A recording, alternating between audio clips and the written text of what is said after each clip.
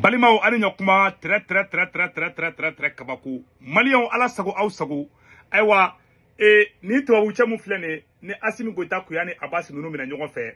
Malion négociation kɛra ko ka tubabucɛ in bila Assimi Goïta ila di tubabucɛ in bila tola di tubabucɛ in bilara yɛrɛ déjà dɛ. A tɔ tora fɛrɛ de bi ɲina ka taa Faransi cogoya min na. Malion ni ye secret dogolen di. Mena do a détail la ka fɔ ɲɛna. A y'a remarqué a bɛ tile saba bɔ.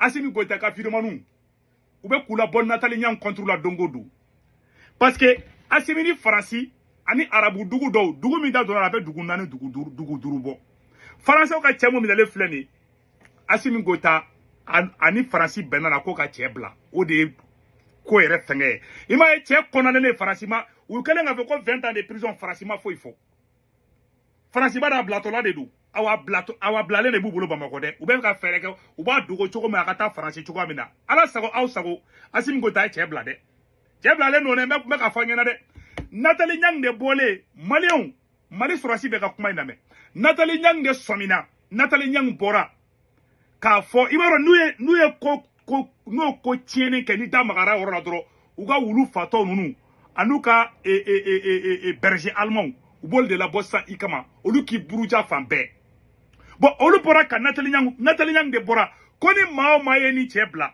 ko koro ko tiki de sadu kamara faga ko parce que kaye chemina de kaye kuruta ke e ko Faransi mai e Faransi surasu gen e kala ka Faransi ka den do mine ko be fe ka kuruta ke ela e kala ko blatuguni ki surasi oni e surasi nyonga munu mena nyonga fe ko toy Malion janfa de be ko ina me ka tien de faina u ka wulu fato fenfe be fam u ka horon kolon dem fenfe be fam be ku bela bo mama bora Nathalie Niang contre Nathalie Niang gaf sanuye hal Nathalie Niang daji gaf sani awi ni Nathalie Niang kumana makoromba me diebe ba me aw fenfe be ka boka kuma bi aw kuma ka te ka ta oroshi mais kuma yere réalité de folle fle aw nyana bi Malion ni blali u ka vidéo monu be ka boka kuma munu fo ko ayi kali Assimi Goïta décision ta ko kani chebla ko way ko e jamana ka intérêt jumembe ko kani chebla aw de amene ko abe fe ka kuruta ke aw ma prevu soro ka fo ko chebe fe ka kuruta ke France ya o menacé aw ye négociation ke ji jukoro ka be chebla parce que aw ye Abass mina domi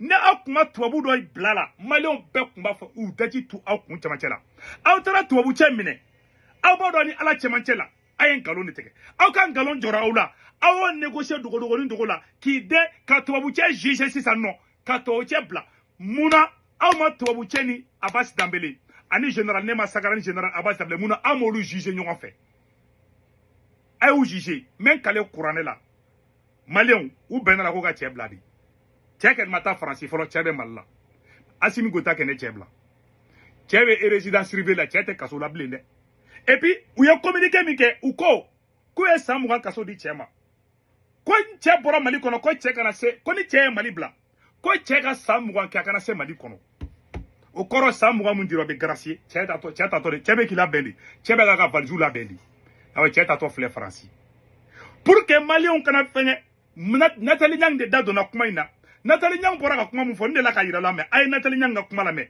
ni kuma inde keleme ka fado Assimi Goïta ka fa Nathalie Niang ko muna ko Assimi Goïta tubabu ke juger ko ka jugement telia ka farafi ɲɔgɔn to kaso la bon ale de be tila ka bɔ k'ale be ka farafun ka kɛlɛ kɛ mais ale be ka tubabu saya n'a a farafi ɲɔgɔn ye ale be tila ka disi gosi k'ale ye panafricain de nin kɔrɔnɛ cɛ Assimi kelen bɛ ka cɛ Assimi ni bɛn kɛra mun na men kale kɔrɔnɛ bɛn kɛra ko ka cɛ bila de wallahi billahi a b'a dɔn a ye cɛ minɛ coup d'état kun tɛ mais ni an kun bɔra k'a fa don u b'a fɔ k'a bɛ ka Faransi défend k'a sɔrɔ ale yɛrɛ a y'a dabɔ kama ni to cɛ de kunkolo a to ni Malien dɔw dara parce que ni ye ko ka cogo hali ni Assimi Goïta ne Segu Tunkara minɛ ka tubabu dɔ photo yira ko ne n'o de jɛra ka taa Mali la ɲɔgɔn fɛ Malien dɔw bɛ da la ni ne Segu Tunkara ni ye ne di Assimi ma bi a ka tubabu dɔ Bamakɔ yɔrɔ dɔ la k'o minɛ dɔrɔn ko nin ni Segu Tunkara de tun bɛ fɛ ka na coup d'état kɛ ni Assimi na wulu ni jakuma ni wara ni fali den dɔw bɛ da la billahi ala dɔw bɛ da la wallahi dɔw bɛ o kunfindenya in dɛ o de to farafin tɛ se ka ku si diɲɛ siya bɛɛ taara ka farafin da dɔw wɛrɛ tɛ nin dɔrɔn tɛ hali ni Assimi Goïta ko k'a ni ala ye baro kɛ suro ni kuranɛ cɛ dɔw bɛ da la wa ko tiɲɛ don ko waliju don o kunfindenya de o ignorance de o d'an bila kɔfɛ bon a yɛrɛ ka nin yɔrɔ ta k'a lajɛ dɔrɔn nin de kɛra bon Nathalie ye kuma mun fɔ n'o kɛlen bɛ ka fabilen dɔw la o kumakan fana filɛ an k'o fana k'a la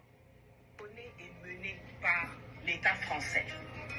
Donc si un jour, quelqu'un au Mali décide qu'il doit libérer Bézilier en dehors du cadre que je viens d'énoncer, on saura que cette personne n'est pas ou bien n'est plus dans le combat avec nous et qu'elle était derrière l'assassinat de Sadio Camara. Mabana. Tiens, donnez-nous Gaban déjà. Nous comment il est? Aou fait gabo, aou kuma kan teta roshi. Nathalie Nyang nous kuma m'fo, dien béame. Influence bala ka temauka, a donné mbauye, crédibilité bala ka temauka. Ni Nathalie kumana, abe tremblement de terre de que dien sélégué nani bela. Aou be kuma hali wulu taro ko fien tira. Na aérega, comment un bé malien drone ba ouye drone, moko sita wala mela. Billahi ta bête kele lo ala, anga nyor la me. Bon, non, les soi-disant soutien de la transition avec la communication que je veux la dire. C'est pour cela qu'on vous dit qu'ils sont trop nuls en communication. D'abord, Nathalie Yam a plus de crédibilité qu'eux et sa voix porte plus. Voilà. Nathalie a comment faut toi boucana, Malion to mère. Et puis Malien même Nathalie suit à Manchan. Donc il fait que Malion to ma mère Nathalie Mifo. Mais nous tawtawle ibusi wele ibusi bora ka vidéo ke. Ibusi kelen ka kuma mo menu yera to man Nathalie Nyam ka kuma me olu tara la me. Nere bula. Nathalie Nyam ka kuma la ka teme ibusi ka version ka. Voilà. Maintenant nyame katila ou ka vidéo man non be bora ou ka stratégie korole ou vidéo man be la boka. Vidéo man be bora donc qui fait que vidéo man yera des visibilités de Nathalie Nyam ka kuma ima quoi. Nathalie kuma mi fo na kunda Nathalie yera donga folima. Mo wallahi malien min to bala me atu mancha.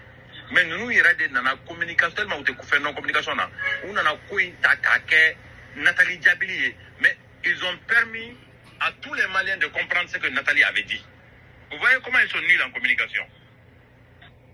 Alors, Malien bebla Nathalie ga vidéo la dia. Malien betara la dia. Beko tient dou. C'est nous marié en poste à la page ça fait un commentaire ou kala. Mogo Nathalie Nyanga vidéo posté. Ay Nathalie Nyanga vidéo be fa enfant. Nkote munu be ka Nathalie Nyang nende ou lu nyoko yera dama be ka commentaire tu nyoko. Mais Nathalie ga vidéo posté me page au page kan. Ka be ka kuma ni to cheka koka ay ta be commentaire la je. A be positif. 99% a be kan. A be ko Nathalie kuma nyuma ne fo. Fo ka ta do ibusida ko nga nyamogo ye mufo kanga tu nga nyamogo ko anga nga nyamogo soso o kuma ala siminda anda. Bon, moi, je Nathalie Nyang kele aya belaja cité révolutionnaire a c'est des escrocs. Moi, je boka kuma fo Nathalie Nyang ga cité révolutionnaire.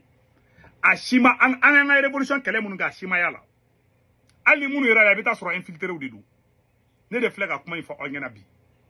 Donc, Ibu Sibora aye kuma mun fo aya yere fakadi. Billahi tallahi. Ibu si aya yere fakadi. Anga Ibu si ga na me ban. Ce que moi je crois au Némiria et Beni Hatlataru. Moi, je connais nous manatana sera fait. Nous connaissons au sera contain. Akloto la. Konu nunu taranange sera fait ko sera kai.